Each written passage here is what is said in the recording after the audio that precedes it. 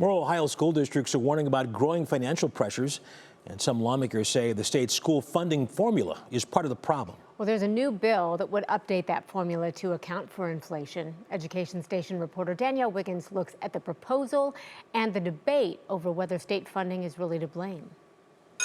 We've heard from school superintendents. And that's why we think it's really important that the governor and the legislature account for inflation and fully fund the fair school formula. And taxpayers. We need to find an effective way to fund these schools that doesn't put people out of their homes. Now, State Representative Chris Glasner is putting forth legislation addressing Ohio's fair school funding plan. To balance our budget, we froze our costs for schools to cost 5 years ago.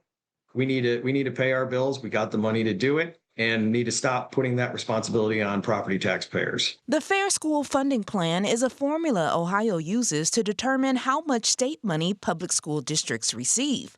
Glasner says House Bill 884 would update the formula's cost calculations using current data on teacher pay, building expenses, and classroom materials.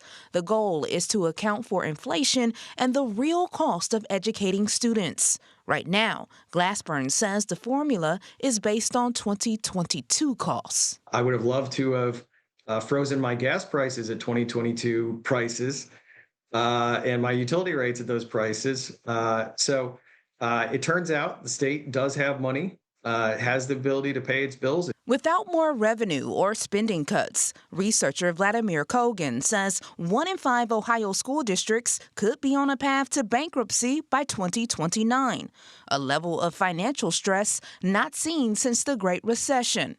He says for most districts, declining enrollment, property tax changes, and the loss of pandemic relief money are putting pressure on school budgets, not a lack of state funding. You know, if I was a school district, my bottom line for me would be I would not be waiting on the state to come in and bail me out. I would be figuring out how to balance my budget with the resources that I have coming in today.